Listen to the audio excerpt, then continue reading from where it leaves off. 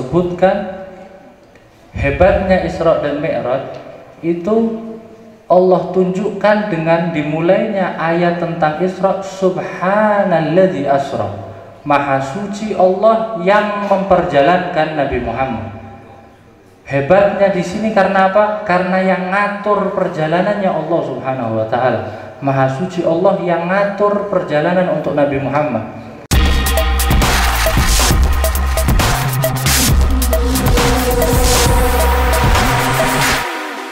Assalamualaikum warahmatullahi ta'ala wabarakatuh.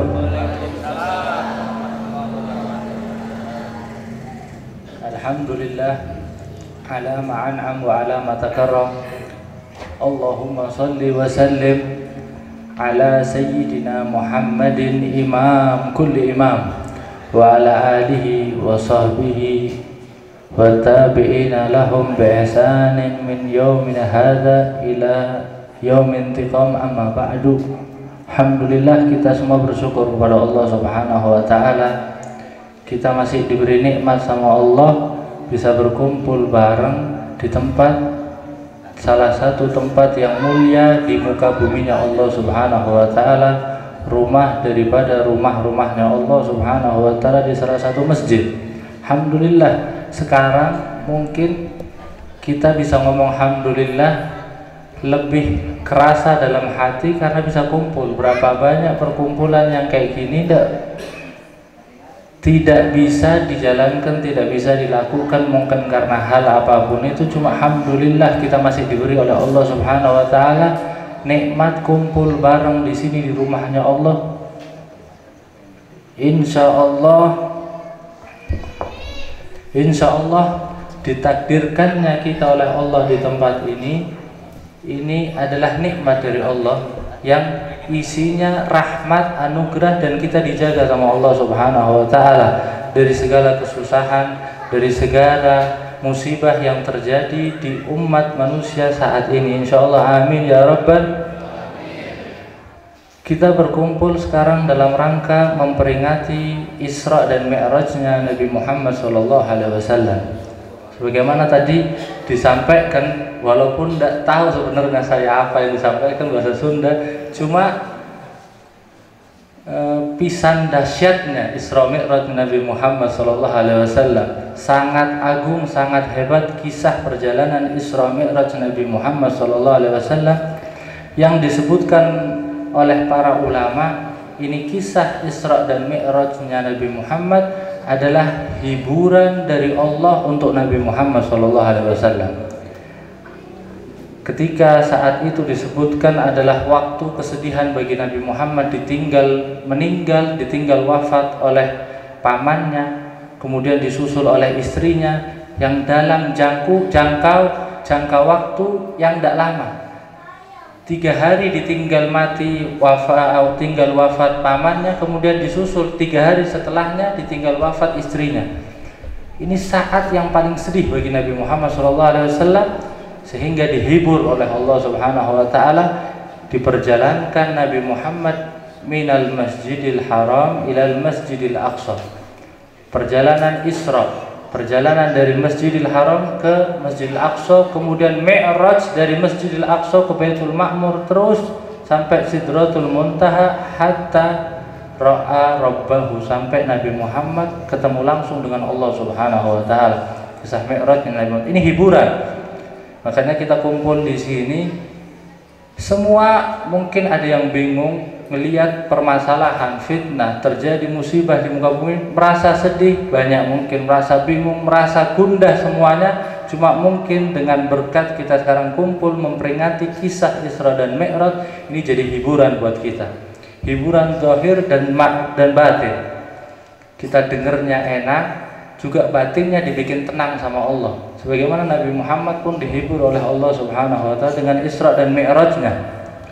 Ini kisah Isra dan Mi'raj saking agungnya, saking hebatnya, Allah sebutkan hebatnya Isra dan Mi'raj itu Allah tunjukkan dengan dimulainya ayat tentang Isra, subhanalladzi asra, maha suci Allah yang memperjalankan Nabi Muhammad.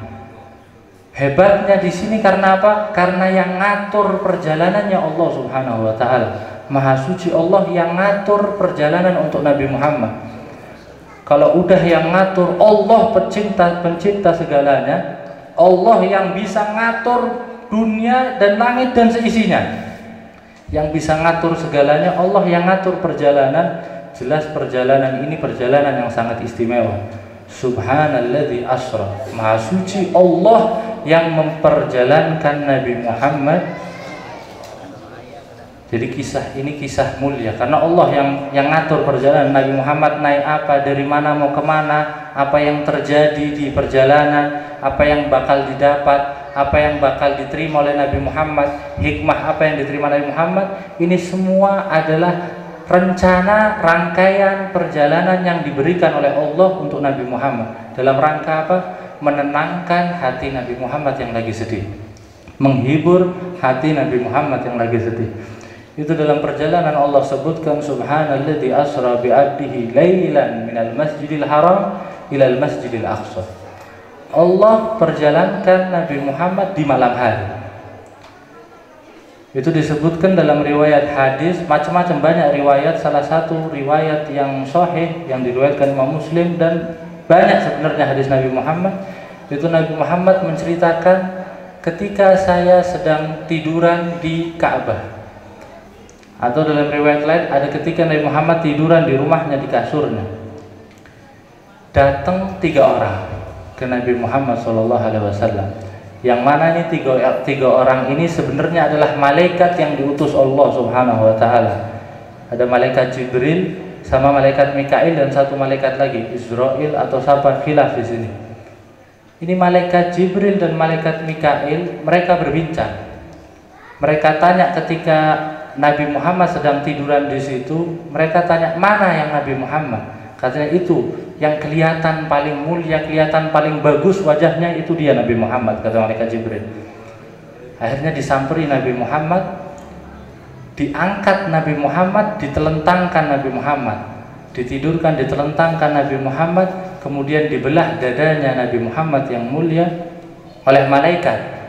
Dibelah, diambil hatinya Nabi Muhammad, kemudian dimasukkan ke dalam satu mangkok yang berisi air zam-zam atau segala macam. Ulama, ini pembelahan dada Nabi Muhammad terjadi 4 kali semasa hidup Nabi Muhammad. Ini yang keempat. Pertama ketika Nabi Muhammad masih kecil, umur 4 tahun, kemudian 10 tahun, kemudian 25 tahun, kemudian ini waktu Isra Mi'raj. Ini yang keempat. Diambil, dimasukkan. Ulama jelaskan ini bukan dicuci, hatinya Nabi Muhammad bukan dibersihkan, cuma ditambah kemuliaan yang ada di hati Nabi Muhammad, ditambah lagi kemuliaan. Ilmu yang ada dipenuhi lagi, persiapan mau menghadap Allah Subhanahu wa taala. Ada lagi yang menyebutkan di hati Nabi Muhammad itu dimasukkan, dibersihkan. Apa yang dibersihkan? Yang dibersihkan, yang diambil oleh malaikat di hati Nabi Muhammad adalah rahmatnya Nabi Muhammad kepada iblis. Karena kalau tidak diambil rahmatnya Nabi Muhammad kepada iblis, nanti di hari kiamat pun Nabi Muhammad bakal minta syafaat hatta untuk iblis. Bahkan untuk iblis bakal dimintakan syafaat. Makanya diambil, karena iblis sudah dilaknat oleh Allah Subhanahu wa taala. Jadi diambil. Jadi Nabi Muhammad jangan sampai kesian sama iblis, kata orang kayak gini. Ini tafsirnya ulama macam-macam. Walhasil dibersihkan, dikembalikan, itu dikembalikan kembali seperti semula, tidak ada bekas, tidak ada apa. Kemudian Nabi Muhammad disiapkan kendaraannya. Itu kendaraannya buruk. Sudah makruf kendaraannya Nabi Muhammad buruk, dan ini pun buruk kendaraan nabi-nabi sebelum Nabi Muhammad. Para nabi itu kendaraannya buruk. Buruk apa? Buruk kayak kuda lebih kecil. Kayak kuda lebih kecil itu dipilihkan untuk Nabi Muhammad yang terbaik. Berwarna putih, ada sayapnya di kakinya bagian depan atau di tangannya itu. Kakinya kan 4. Di kakinya bagian depan ada sayapnya. Itu kalau ngelangkah satu langkahnya buruk sejauh mata memandang. Ini kita memandang di lapangan, misalnya kita di lapangan, sejauh berapa kilo kita bisa mandang, itu satu langkahnya buruk sejauh itu. Udah cepat dan jauh satu langkahnya. Bahkan saking hebatnya Buraq, itu kalau lagi lewat jalan tanjakan, jalan yang naik ke atas, ini di Bandung banyak jalan naik turun. Ini kalau naik, kaki depannya ditekuk, belakangnya naik. Jadi walaupun jalannya tanjakan, tetap posisi duduknya Nabi Muhammad lurus, tidak dengak kayak gini, tetap lurus. Kalau lagi turunan, depannya naik, belakangnya turun. Jadi Nabi Muhammad tetap lurus, duduknya nyaman, enak, karena hebatnya Buraq yang disiapkan oleh Allah Subhanahu wa Ta'ala untuk Nabi Muhammad. Akhirnya datangkan Buraq, didekatkan ke Nabi Muhammad. Ini Buraq saking groginya, saking takutnya, dia tidak tenang, goyang-goyang ini Buraq, tidak bisa tenang, mau dinaik Nabi Muhammad, sehingga dimarahi oleh malaikat Jibril. Ya Buraq, ama tastahi. Ya Buraq, tidak malu, kamu tidak malu ya?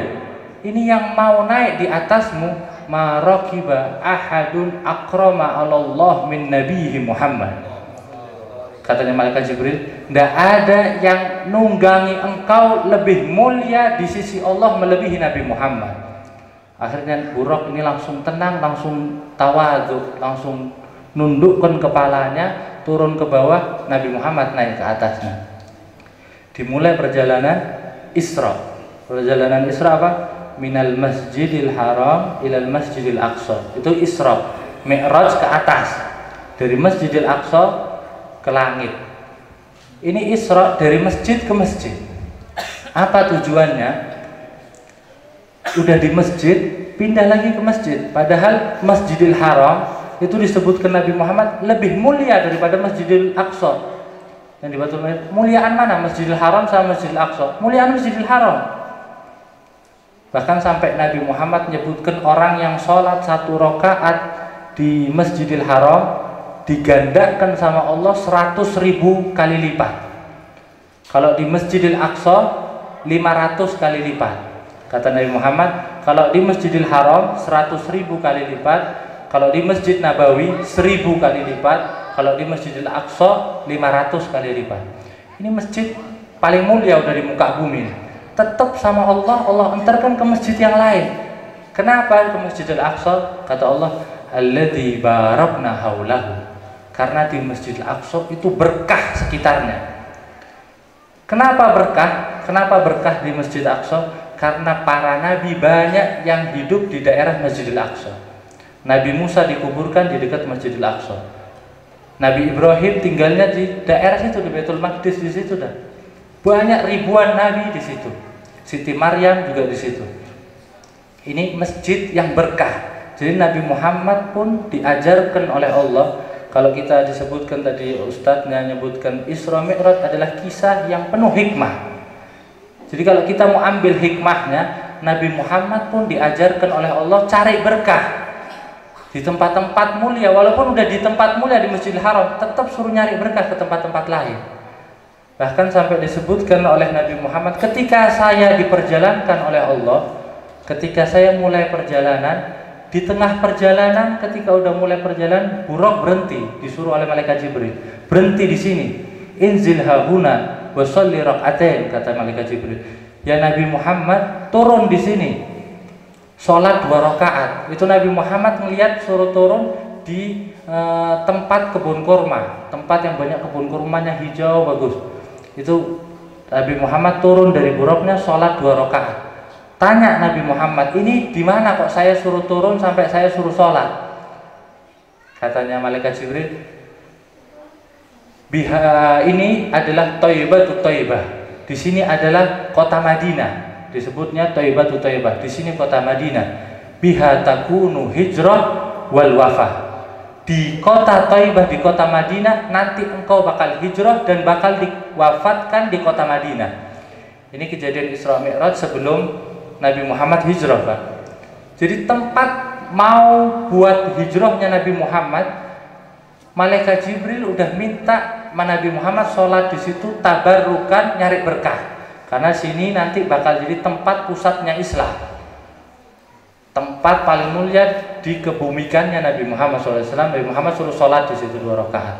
Lanjut lagi perjalanan Nabi Muhammad sampai di Bukit Turi Saina. Sampai di perbukitan gitu, Bukit Turi Saina namanya. Disuruh turun lagi Nabi Muhammad, turun di sini, inzil hahuna wa sholli rakaatain. Turun di sini, sholat 2 rakaat lagi. Nabi Muhammad nurut, turun, sholat 2 rakaat, terus tanya, ini apa, tempat apa? Kata Nabi Muhammad, kata malaikat Jibril, ini adalah bukit Turi Saina, haitsu kalama Musa rabbah.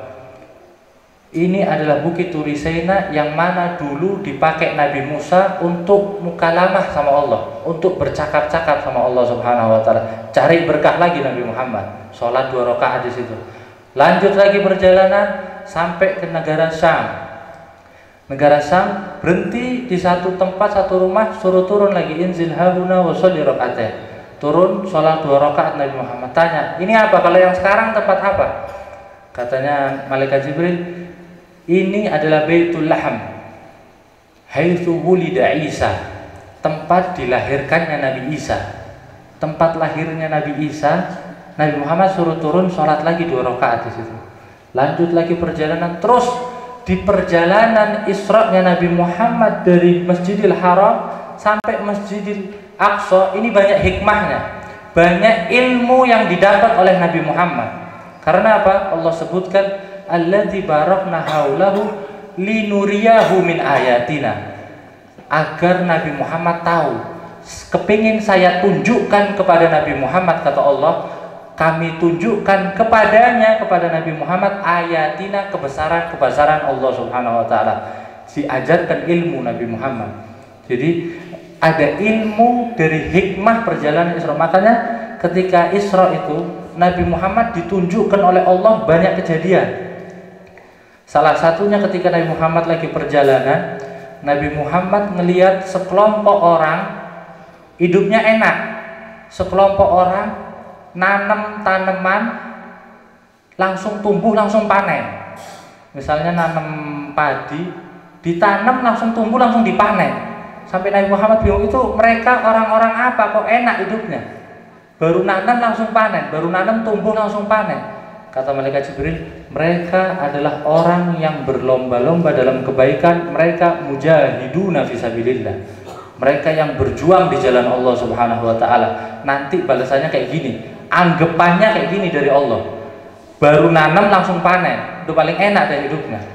Sampai lagi perjalanan, di tengah perjalanan Nabi Muhammad melihat sekelompok orang ditidurkan oleh malaikat, disiksa, diambilkan batu yang besar, dijatuhkan batu itu di atas kepalanya sampai hancur kepalanya.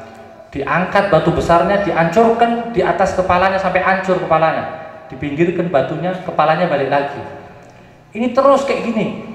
Dihancurkan, kesakitan, jerit, terus kembalikan lagi oleh Allah, kepalanya utuh lagi, dihancurkan lagi, utuh lagi, dan sampai Nabi Muhammad tanya, itu mereka kenapa? Mereka kenapa? Orang-orang kenapa? Kata malaikat Jibril, hum al-mutasaqiluna ala sholat. Mereka adalah yang kepalanya berat kalau diajak sholat. Kalau disuruh sholat males. Ini kepala kayak kalau mau diajak sholat, kayak mau diajak kerja berat, tidak mau berat. Buat sholat nih berat, tidak ringan, males. Bahkan sampai Allah sebutkan dalam Al-Quran sifatnya orang-orang munafik, idza qamu ila sholat qamu kusala. Kalau mau sholat, sholatnya sama males. Ini juga ilmu yang diajarkan Allah dalam perjalanan Isra Mi'raj Nabi Muhammad. Bahayanya orang kadang mau sholat, masih, ini bukan yang tidak sholat ya, bukan orang yang meninggalkan sholat, sholat tapi males, berat, kayak tidak mau. Kalau tidak karena malu sama orang, dia udah ninggalkan sholat. Kayak kalau kita kebalikannya mungkin, diajak kumpul nyari uang semangat, sholat mas. Ini orang-orang kayak gini yang digambarkan oleh Allah di depan Nabi Muhammad, kepalanya dihancurkan dengan batu besar. Na'udzubillahi min dzalik. Terus lanjut perjalanan Nabi Muhammad ditunjukkan ada orang di tengah lautan darah. Di tengah lautan darah, dia di tengah-tengah.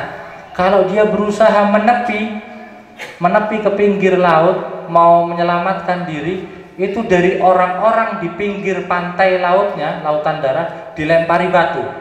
Jangan sampai orang ini selamat keluar dari laut, terus dilempari batu terus. Sampai ditanya oleh Nabi Muhammad, ini mereka kenapa? Kata malaikat Jibril, mereka adalah gambaran akilur riba, orang-orang pemakan riba yang tidak peduli sama riba. Kalau kita belajar ilmu, muamalah kita hidup ada muamalahnya, ada jual beli, pinjam, utang dan segala macam, utang piutang segala macam. Ini kalau kita tidak tahu tentang riba bahaya, tidak tahu tentang masalah riba. Makanya alhamdulillah di sini banyak ustadznya, banyak asatidnya. Insya Allah dengan kita belajar sama mereka, hidup kita aman. Itu dicontohkan orang yang terjerumus riba, pemakan riba, itu di lautan darah dia dilemparin, tidak bisa selamat dari lautan. Ditunjukkan ketika Isra-nya Nabi Muhammad. Lewat lagi Nabi Muhammad ditunjukkan oleh Allah Subhanahu wa taala orang kukunya terbuat dari tembaga, dari besi. Ini kukunya panjang-panjang, dia cakar mukanya dan dadanya sampai ini dagingnya hancur. Dia cakar-cakar sampai cakar sendiri, sampai ini cakar sendiri, tidak bisa dia lawan. Sampai Nabi Muhammad bingung, ini kenapa ini orang ini? Kata malaikat Jibril, mereka adalah tukang ghibah, orang yang suka menggosip, orang yang suka ngomongi orang. Itu keadaannya kayak gitu. Dia cakar sendiri mukanya dengan tangannya yang terbuat dari kukunya dari besi, sampai hancur itu tangannya, dadanya segala macam. Dia jerit kesakitan, cuma tidak bisa nahan. Terus kayak gini. Ini orang-orang ghibah yang saking bahayanya ghibah. Allah sebutkan, wala yaghtab ba'dukum ba'dha ayuhibbu ahadukum ayakula lahma ahihi maitan fakarihtumu. Kata Allah, jangan kalian bergosip atau ngomongi orang satu sama lain. Bukankah kalian tidak senang kalau makan bangkai saudara kalian sendiri? Bukan bangkai hewan, bukan. Saudaranya meninggal sampai bau busuk jadi bangkai, dimakan. Siapa yang sudi? Fakarihtumu, kalian tidak ada yang senang. Itu ghibah kayak gini, kayak makan bangkai saudaranya sendiri. Saudaranya meninggal dimakan. Ini tidak ada yang bakal mau kalau tahu ghibah kayak gini. Cuma orang banyak dengan ghibah. Enteng mulutnya untuk ghibah, malah sedep, ngerasa seneng atau ngerasa sedep, manis kalau buat ghibah. Ini ditunjukkan oleh Allah kepada Nabi Muhammad, bahayanya itu dia seakan-akan nyabik-nyabik mukanya sendiri sampai hancur, dia kesakitan cuma tidak bisa nahan. Bahayanya ghibah. Saking bahayanya ghibah, kata Nabi Muhammad, ghibah 30 tingkatan. Ghibah yang paling rendah ghibah yang paling rendah, terus ghibah cuma minimal, ghibah paling sedikit lah. Itu dosanya kayak seorang anak menzinai ibunya sendiri. Anak zina sama ibunya sendiri, dosanya kayak apa? Udah di matanya orang normal aja udah biadab ini orang. Ini dosa paling rendah daripada ghibah. Kayak seorang anak laki menzinai ibunya sendiri. Naudzubillah min dzalik. Makanya ini perjalanan Isra Mi'raj, perjalanan penuh hikmah, penuh ilmu. Diajak Nabi Muhammad menenangkan diri dengan diajarkan pembelajaran ilmu yang seperti ini, biar Nabi Muhammad tenang. Juga digambarkan oleh Allah Subhanahu wa taala keadaan-keadaan yang parah kayak gini. Juga Nabi Muhammad dalam perjalanan dari sebelah kanan lagi jalan, sebelah kanan ada yang manggil, "Ya Muhammad." Nabi Muhammad tidak noleh. Nabi Muhammad tidak noleh, tetap ngadep depan Nabi Muhammad, tanya sama malaikat Jibril, siapa dia yang manggil saya, itu siapa? Kata malaikat Jibril, untung kau tidak noleh oleh Nabi Muhammad, untung kau tidak jawab panggilan dia, karena dia adalah Yahudi. Ketika engkau panggil jawaban dia, umatmu bakal jadi Yahudi semua. Untung kau ilham dari Allah. Nabi Muhammad bukan nabi yang kepingin sendiri, Nabi Muhammad nabi yang diutus sama Allah. Jadi Nabi Muhammad tidak noleh, ilham dari Allah. Jalan lagi dari sebelah kiri dipanggil, "Ya Muhammad." Nabi Muhammad tetap tidak noleh. Tanya, kalau yang ini siapa sebelah kiri? Dia adalah Nasrani, yang kalau engkau jawab panggilan dia, umatmu bakal jadi Nasoro semua. Kita udah punya nabi yang dilindungi oleh Allah Subhanahu wa taala, aman insya Allah. Berkat Nabi Muhammad dapat ilham. Sampai lanjut lagi, Nabi Muhammad dipanggil oleh wanita dengan dandanan yang paling indah. Ya Muhammad, kesini, haluma ilayya, kata perempuan tersebut, datang ke sini ya Nabi Muhammad. Kata Nabi Muhammad, tidak dijawab, tetap Nabi Muhammad ngadep depan, tidak noleh, tidak jawab. Tanya sama malaikat Jibril, dia siapa? Kata malaikat Jibril, dia adalah dunia.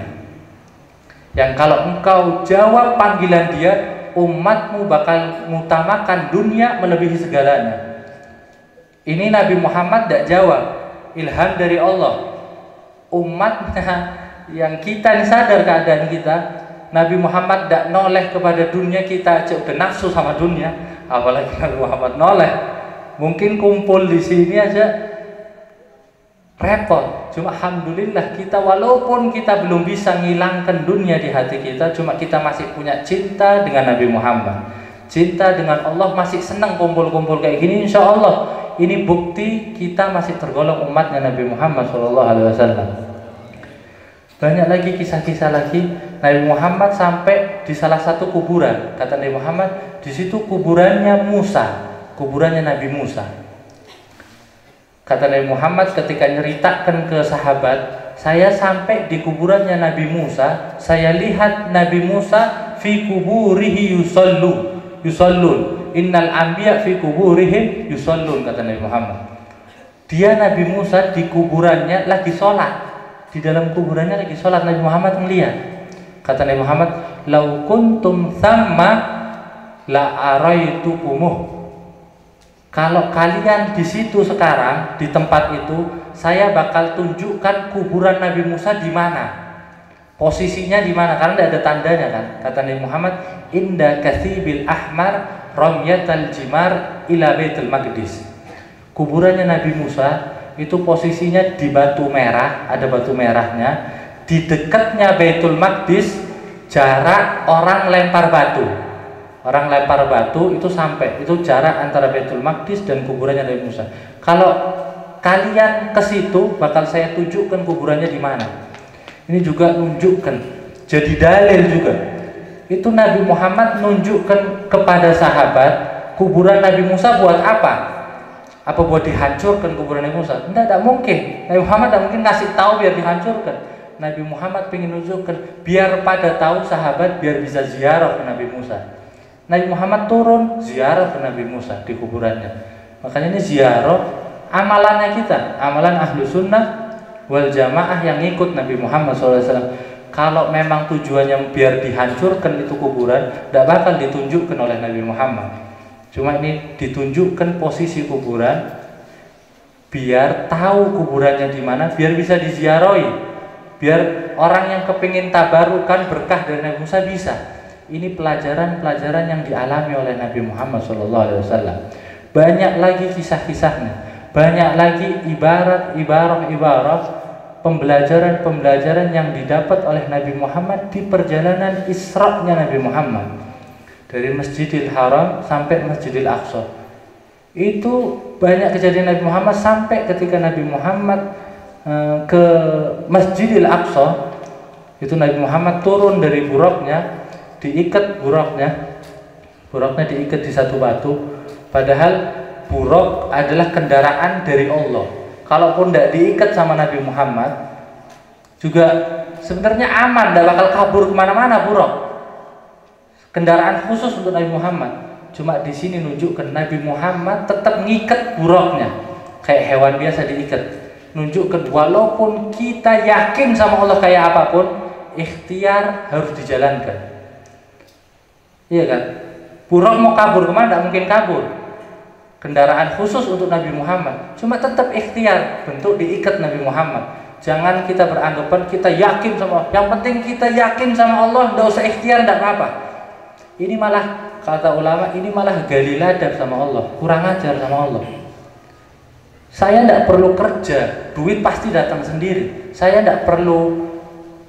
Akhirnya dia meremehkan Allah Subhanahu wa ta'ala. Padahal Allah perintahkan berdoa, Allah perintahkan usaha. Mungkin kalau dia tidak punya usaha kerja, baca amalan-amalan yang bisa datangkan rezeki dari Allah.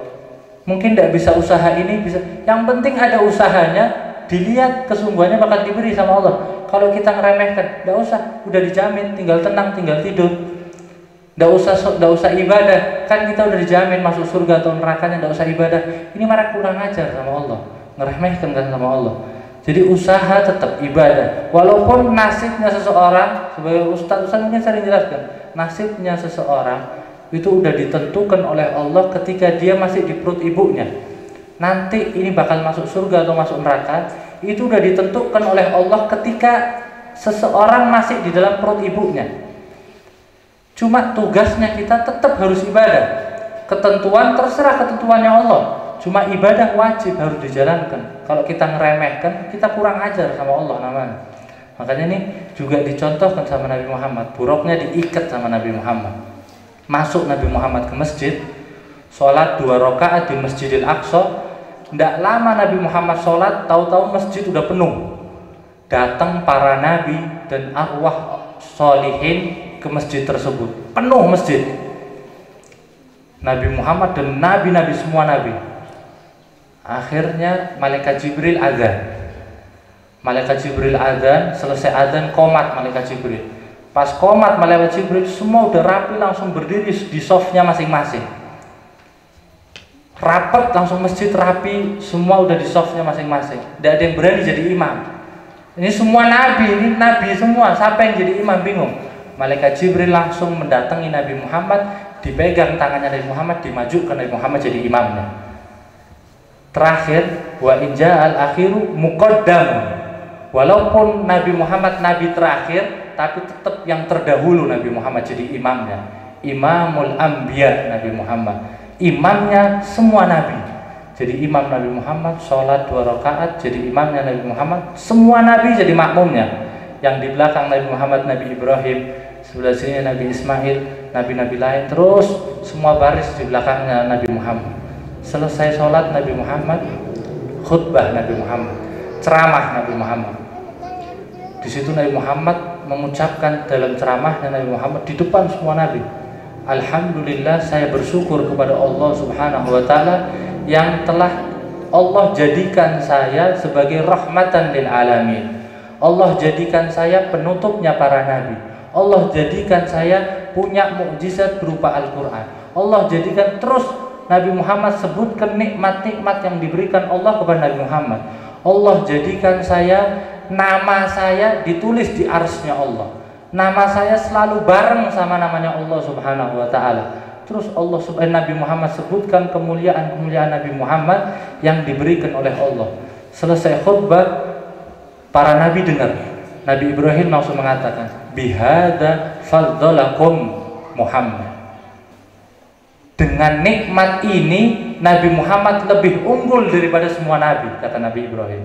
Karena tidak ada yang namanya selalu bareng sama namanya Allah selain Nabi Muhammad.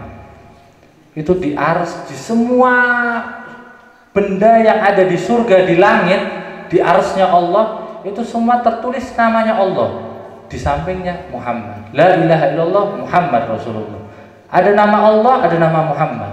Sampai ulama mengatakan, dhammal ilahu isma nabihi isma bismihi idza qala fil khamsil muadzinu ashhadu wa suqqa lahu min ismihi liyujillahu fadzul arsy mahmudu wa hada Muhammadu.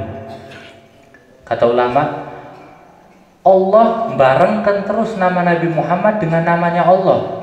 Bahkan di azan pun, azan setiap 5 waktu ada azan. Itu azan gimana? Asyhadu an la ilaha illallah wa asyhadu anna Muhammadar Rasulullah. Di aras-arasnya Allah, la ilaha illallah Muhammadur Rasulullah. Ada nama Allah, ada nama Muhammad di situ sebelahnya, Muhammad Rasulullah. Allah ambil nama Nabi Muhammad dari namanya Allah. Katanya fadzul arsy mahmudu, pemiliknya ars yaitu Allah mahmud. Fahada Muhammadu, ini Muhammad. Nama Muhammad diambil dari nama Allah Subhanahu wa taala, liujillahu, karena mulianya Nabi Muhammad, nunjukkan kemuliaan Nabi Muhammad. Semua nabi ngakui kemuliaan Nabi Muhammad, sehingga lanjut perjalanan lagi Nabi Muhammad sampai ke langit ke-7. Naik dari Masjidil Aqsa, kembali ke kendaraannya, buruknya, naik lagi lanjut ke langit sampai Sidratul Muntaha. Itu di langit pertama sampai pintu langit pertama. Jadi setiap langit ada pintunya. Pintu langit pertama malaikat Jibril ngetok, minta dibukakan pintu. Tanya penjaga pintunya, penjaga langit 1 itu tanya, siapa yang datang? Kata malaikat Jibril, Jibril. Bersama siapa? Muhammad. Kata malaikat Jibril, saya Jibril bersama Muhammad. Langsung dibukakan cepat oleh penjaga pintunya, ni'mal maji ujab. Sebaik-baiknya orang yang datang telah datang. Berarti sudah ditunggu Nabi Muhammad. Ni'mal maji ujab. Sebaik-baiknya orang yang datang telah datang, dibukakan Nabi Muhammad, masuk Nabi Muhammad langit pertama. Di langit pertama Nabi Muhammad ketemu siapa? Di langit pertama Nabi Muhammad melihat ada orang duduk ngeliyati keramaian orang. Ini orang kadang nangis, kadang ketawa, kadang nangis, kadang ketawa. Sampai Nabi Muhammad bingung, siapa dia? Kata malaikat Jibril, hada abuka Adam. Ini leluhurmu Nabi Adam. Dia lihat manusia semua keturunannya, iya kan? Manusia yang ada sekarang ini keturunannya Nabi Adam. Semua satu sumbernya Nabi Adam. Kata Nabi Adam, dilihat di situ Nabi Adam melihat semua manusia. Kalau ada manusia yang digiring sama malaikat masuk ke surga, Nabi Adam tersenyum senang. Cuma kalau ada yang dimasukkan neraka, Nabi Muhammad langsung Nabi Adam langsung nangis. Jadi Nabi Adam kayak gitu, ngeliat ke sini senang senyum, ngeliat ke sini nangis, senyum nangis, kayak gitu terus. Akhirnya didatangi oleh Nabi Muhammad, dipeluk Nabi Muhammad oleh Nabi Adam. Marhaban bin Nabi Saleh wa ibni Saleh, kata Nabi Adam. Selamat datang Nabi yang soleh dan anakku yang soleh, kata Nabi Adam. Dipuji, dipeluk Nabi Muhammad dan Nabi Adam. Lanjut lagi perjalanan ke langit kedua. Langit kedua sama, ketuk pintu dibuka ke Nabi Muhammad. Di langit kedua ketemu Nabi Yahya sama Nabi Isa. Ini Nabi Yahya sama Nabi Isa masih saudara di sana. Ketemu, disambut juga, dipeluk juga. Marhaban bi akhi soleh wa Nabi soleh. Terus lanjut lagi langit ketiga, ketemu di langit ketiga Nabi Yusuf. Kata Nabi Muhammad ketika cerita di depan sahabatnya, itu Nabi Yusuf gantengnya kayak Dihyatul Kalb. Ada nama sahabat namanya Dihya. Ini sahabat udah paling gantengnya sahabat. Sampai saking gantengnya sahabat ini, di zaman Sayyidina Umar dia tidak boleh tinggal di kota karena bikin fitnah. Perempuan kalau melihat dia tidak bisa tenang, jerit-jerit semua. Dia suruh tinggal di gunung-gunung pedesaan yang tidak ada orang, saya ganteng. Itu kata Nabi Muhammad, Nabi Yusuf gantengnya kayak dia, lebih ganteng lagi mana. Cuma masih kalah sama Nabi Muhammad. Kalau Nabi Yusuf itu setengah bulan kegantengannya, Nabi Muhammad 1 bulan purnama full kegantengan Nabi Muhammad. Walhasil cerita lagi Nabi Muhammad lanjut, Nabi Muhammad ke langit yang keempat. Ketemu di situ Nabi Idris. Di langit keempat dipeluk Nabi Idris. Lanjut lagi ke langit kelima. Langit kelima ketemu sama Nabi Harun. Nabi Harun, kata Nabi Muhammad, Nabi Harun itu punya jenggot panjang sampai perutnya sini. Jenggotnya panjang sampai perutnya. Sampai dikisahkan di dalam Al-Quran ketika Nabi Musa pulang dari Mukalamah bersama Allah 40 hari, pulang melihat umatnya udah nyembah sapi. Itu di dalam Al-Quran disebutkan Nabi Musa saking marahnya ketika umatnya ditinggal sama Nabi Musa malah nyeleweng nyembah sapi bukan nyembah Allah. Di situ ada Nabi Harun yang jagain umatnya, langsung ditarik jenggotnya oleh Nabi Harun, oleh Nabi Musa, Nabi Harun. Disebutkan oleh Nabi Muhammad, Nabi Harun memang ditarik oleh Nabi Musa karena memang jenggotnya panjang sampai ke perutnya. Itu Nabi Harun di langit kelima. Lanjut lagi langit keenam ketemu Nabi Musa. Nabi Musa ketemu di langit keenam. Sampai lanjut lagi langit ketujuh. Di langit ketujuh ketemu Nabi Ibrahim. Kata Nabi Muhammad, Nabi Ibrahim sedang bersandar di Baitul Ma'mur, nyender di Baitul Ma'mur. Kata Nabi Muhammad, kalau Nabi Ibrahim mukanya itu mirip kayak sohibnya kalian di depan sahabat. Sahabat, temannya sahabat siapa? Nabi Muhammad. Maksudnya Nabi Muhammad, kalau Nabi Ibrahim mukanya mirip saya. Karena Nabi Muhammad cucunya Nabi Ibrahim, ya kan? Nabi Muhammad kan cucunya Nabi Ibrahim. Kata Nabi Muhammad, kalau Nabi Ibrahim mukanya mirip saya, mirip Nabi Muhammad. ketemu Nabi Ibrahim langsung nyamperi, dipeluk Nabi Muhammad, marhaban bin Nabi Soleh wabni Soleh, dipeluk langsung Nabi Muhammad, diajak tawaf di Baitul Ma'mur. Di langit ketujuh ada Baitul Ma'mur. Itu dikata ulama, Baitul Ma'mur kayak Ka'bah di dunia, tempatnya kumpulnya manusia di dunia di Ka'bah tawaf. Kalau di langit ada Baitul Ma'mur namanya, kayak Ka'bah. Malaikat tawaf di situ. Sampai disebutkan banyaknya malaikat yang tawaf, setiap hari nambah 70.000. Setiap hari Allah ciptakan 70.000 malaikat tawaf di situ. Ini tidak berhenti tawaf, terus tawaf, tambah lagi 70.000, tambah lagi 70.000, terus sebanyak itu. Sebanyak itu terus yang tawaf di Baitul Ma'mur. Cuma katanya jumlah sebanyak itu pun malaikat masih kalah dengan jumlah pahala orang yang sholawat sama Nabi Muhammad SAW. Allahumma sholli ala Muhammad SAW. Itu kata Nabi Ibrahim, salam kepada umatmu. Nabi Ibrahim kirim salam sama umatnya Nabi Muhammad.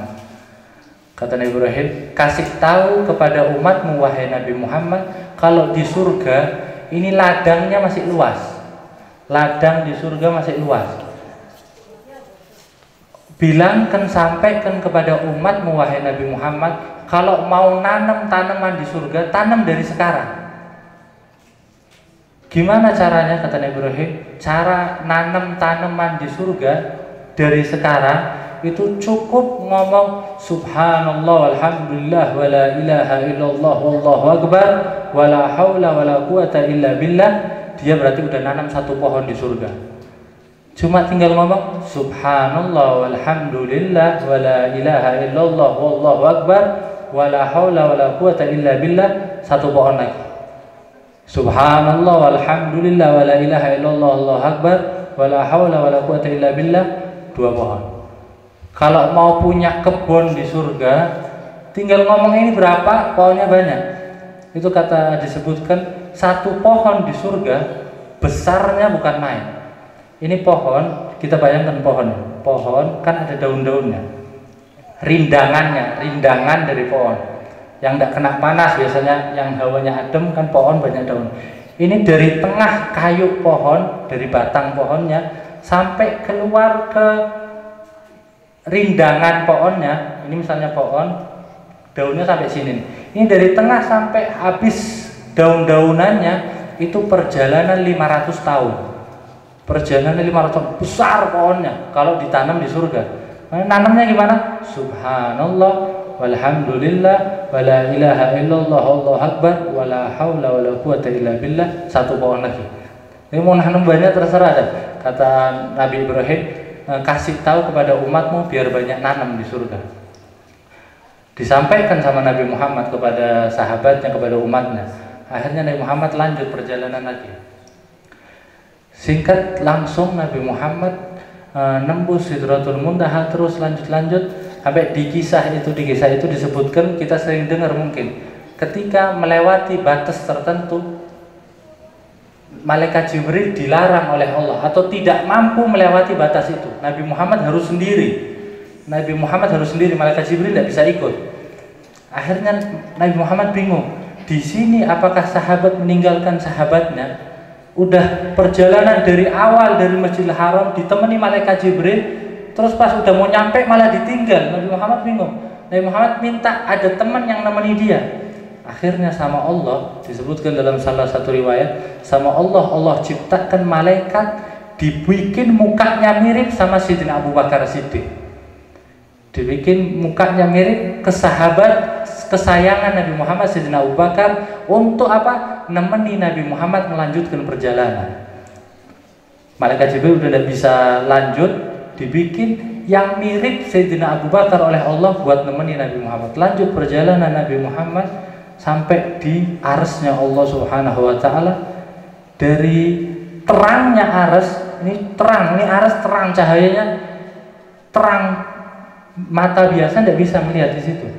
Itu Nabi Muhammad melihat ada seseorang, jelas tidak jelas, pokok ada orang di situ. Nabi Muhammad bingung, malaikat Jibril aja tidak boleh naik, ini siapa sampai sini?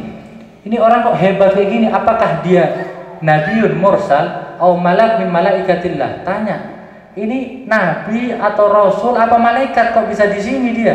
Malaikat Jibril aja tidak bisa. Dijawab oleh suara di situ disebut dia adalah seseorang yang lisanuhu radban fi dzikrillah. Mulutnya selalu basah zikir kepada Allah. Sampai derajat ini nih. Malaikat Jibril tidak nyampe, dia sampai atas. Lisannya, mulutnya selalu zikir kepada Allah, dan wa qalbuhu mu'allaqatum bil masajid. Dan hatinya selalu senang sama masjid. Kepengen di masjid, senang di masjid. Itu orang di tempat yang malaikat Jibril aja tidak bisa nyampe situ. Yang sampai Nabi Muhammad heran, kok bisa dia nyampe sini? Ini siapa? Ternyata adalah orang yang selalu berzikir kepada Allah dan hatinya senang kalau ada di masjid. Kalaupun pulang ke masjid, dia kepikiran kapan ke masjid lagi. Pulang ke masjid kepikiran kapan. Pokok hatinya selalu kepingin di masjid. Hatinya selalu kepingin di masjid. Ini orang sampai derajat itu, derajat yang tinggi, sampai lanjut lagi perjalanan. Nabi Muhammad bertemu langsung dengan Allah Subhanahu wa Ta'ala. Ini kejadian paling menggembirakan bagi Nabi Muhammad, karena tidak ada satu nabi pun, bahkan manusia seperti apapun, yang dapat magom ini, bertemu langsung dengan Allah di masa hidupnya. Tidak ada yang kayak gini. Senang Nabi Muhammad, gembira bukan main, sampai ulama menyebutkan afdalu lailah lin nabiyina Muhammad lailatu mi'rajihi. Malam paling mulia, paling senang untuk Nabi Muhammad adalah malam mi'rajnya Nabi Muhammad. Malam paling mulia bagi umat Nabi Muhammad adalah malam maulidnya Nabi Muhammad. Karena berkat lahirnya Nabi Muhammad, kita jadi umat termulia. Cuma malam termulia bagi Nabi Muhammad adalah malam ketemunya Nabi Muhammad dengan Allah Subhanahu wa Ta'ala. Itu malam paling menggembirakan. Terus kalau pengantin, ini malam pertamanya, malam yang tidak terlupakan, malam yang sangat indah. Itu Nabi Muhammad ketika senang di hadapan Allah, apa yang Nabi Muhammad sebutkan? Nabi Muhammad mengucapkan salam kepada Allah. At-tahiyatul mubarakatus sholawatut thayyibatu lillah. Ini salamnya Nabi Muhammad kepada Allah. Segala penghormatan, segala keberkahan, segala kebaikan dan segala-galanya milik Allah, punyamu wahai Allah. Salam Nabi Muhammad kepada Allah. Dijawab oleh Allah kepada Nabi Muhammad, Assalamu alayka ayyuhan nabiyyu wa rahmatullahi wa barakatuh. Salam juga kepadamu. Ini senang Nabi Muhammad. Apa yang dipikirkan Nabi Muhammad ketika senang di hadapan Allah? Nabi Muhammad kepikiran umatnya. Yang dipikirkan Nabi Muhammad, kita umatnya. Assalamu alayna, kata Nabi Muhammad. Salam atas kami. Bukan cuma Nabi Muhammad, kami. Kami ini berarti kan banyak. Nabi Muhammad dan umatnya. Wa ala ibadika sholihin, dan hamba-hambamu yang soleh, ditambah lagi umatnya Nabi Muhammad yang soleh, yang baik, yang rajin ibadah. Itu dibawa sama Nabi Muhammad ketika Nabi Muhammad sedang senang-senangnya di hadapan Allah. Ini Nabi kita, Nabi Muhammad. Lagi senang, tetap ingat umatnya. Lagi sedih, Nabi Muhammad lagi kesusahan. Kapan Nabi Muhammad paling susah? Nabi Muhammad paling ngerasa susah itu ketika mau meninggal. Sakit Nabi Muhammad sampai minta dikompres terus-menerus oleh Sayyidina Isa. Ketika sedih, kesusahan, bingung Nabi Muhammad, berat sakitnya sakaratul maut, sampai ketika dicabut nyawanya Nabi Muhammad oleh malaikat Israil. Nabi Muhammad, kok sakit kayak gini? Kata malaikat Israil, ini udah paling pelan wahai Rasulullah. Sampai Nabi Muhammad cerita, itu apa yang diingat oleh Nabi Muhammad? Ummati, tetap umatnya. Sedih ingat umat, senang ingat umatnya. Tinggal kita umatnya. Kita kalau sedih ingatnya siapa? Kalau sedih baru ingat Nabi Muhammad. Punya masalah ingat Nabi Muhammad. Minta syafaat ingat Nabi Muhammad. Kalau senang udah lupa kita sama Nabi Muhammad. Lupa sama Allah. Ini yang belum dimiliki. Nabi Muhammad lagi senang sama Allah, di hadapan Allah yang dipikirkan masih Assalamu alayna, salam bagi kami Nabi Muhammad, umat-umatnya, wa ala ibadika sholihin, dan hamba-hambamu yang soleh dibawa sama Nabi Muhammad. Ini kisah sampai diabadikan dalam sholat 5 waktu. Tidak sah sholat kalau tidak baca ini, ya kan? Sampai Nabi Muhammad pun, Nabi Muhammad kalau sholatnya disebutkan Nabi Muhammad kalau sholatnya ngucap salam kan assalamualaikum ayyuhan nabi, itu maksudnya Nabi Muhammad. Nabi Muhammad mengucapkan salamnya gimana? Kata ulama tetap Nabi Muhammad bacanya assalamualaikum ayyuhan nabi warahmatullahi wabarakatuh. Padahal nabinya sendiri yang ngomong. Bukan assalamualaikum salam atas, assalamualaikum ayyuhan nabi. Itu dimaknai oleh ulama bisa jadi maknanya adalah zahirnya Nabi Muhammad ngejak ngomong batinnya. Jadi assalamualaikum ayyuhan nabi, Nabi Muhammad ngejak ngomong sama hatinya. Atau salam atasmu wahai batin Nabi Muhammad. Ini Nabi Muhammad sendiri yang ngomong nih. Atau assalamu syariatnya menghitab hakikatnya. Atau zahirnya menghitab batinnya, walhasil makna luas. Intinya ini pertemuan Nabi Muhammad dengan Allah yang sangat agung diabadikan di dalam sholat 5 waktu. Tetap yang diingat Nabi Muhammad, tetap keadaan kita umatnya. Insya Allah kita tetap digolongkan umat Nabi Muhammad sampai kiamat nanti, sampai di akhirat nanti dicari, diingat sama Nabi Muhammad. Amin ya rabbal alamin. Singkatnya udah malam. Singkatnya, hal yang didapat oleh Nabi Muhammad adalah sholat. Hal yang didapat oleh Nabi Muhammad pelajaran yang begitu banyak. Tadi hikmah-hikmah yang bisa diambil, ini semua perjalanan kisah Isra dan Mi'raj Nabi Muhammad. Kisah yang bikin tenang Nabi Muhammad, yang sumpek ketika meninggalnya paman Nabi Muhammad dan istrinya Nabi Muhammad, itu siksaan orang Quraisy lebih parah lagi.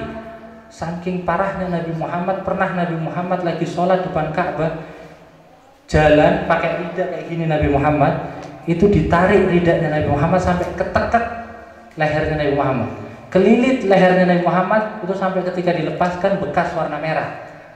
Sampai Nabi Muhammad mau nafas repot. Ini siksaan orang Quraisy. Ketika Nabi Muhammad sholat sujud, itu diambilkan jeroan atau dalemannya onta habis dipotong kan ada dalemannya tuh. Perutnya, isi perutnya itu diambil, ditumpahkan di atas kepala Nabi Muhammad. Itu siksaan orang Quraisy. Terus disiksa di Taif, Nabi Muhammad dilempari sampai berdarah Nabi Muhammad, kakinya berdarah. Itu udah ketika meninggal istrinya dan pamannya, disiksa tambah parah. Cuma dihibur oleh Allah, ditenangkan oleh Allah dengan Isra dan Mi'raj. Insya Allah kita semua mungkin kurang lebih sekarang sama, keadaan bingung, keadaan susah, ngelihat musibah di mana-mana, tidak bisa tenang. Kita punya Allah Subhanahu Wa Taala. Insya Allah berkat kisah Isra dan Mi'raj ini, Allah beri kelembutan kepada kita, Allah beri pertolongan kepada kita. Karena tidak ada yang mampu, kita semua hamba Allah. Khuliqal insanu dha'ifa. Manusia diciptakan lemah, tidak ada yang mampu melawan Allah. Takdir Allah kita tidak ada yang mampu, cuma kita minta sama Allah lembut atas takdir yang ditentukan Allah. Kita tidak bisa menantang Allah di aturan Allah. Kita tidak bisa gagahan, bisa melawan aturan Allah, cuma kita bisa minta sama Allah agar diberikan kelembutan dari Allah. Makanya perbanyak baca ya Latif, perbanyak minta kelembutan dari Allah Subhanahu Wa Taala. Insya Allah apa yang ditentukan Allah jadi lebih lembut, jadi lebih gampang, diangkat semua musibah, ditenangkan berkat kisah Isra Mi'rajnya Nabi Muhammad, berkat Nabi Muhammad, berkat semua orang-orang solehin yang ada di tempat ini, para pendahulu-pendahulu kita, para asatidz yang ada di tempat ini. Insya Allah semua digampangkan oleh Allah Subhanahu Wa Taala. Assalamualaikum warahmatullahi taala wabarakatuh.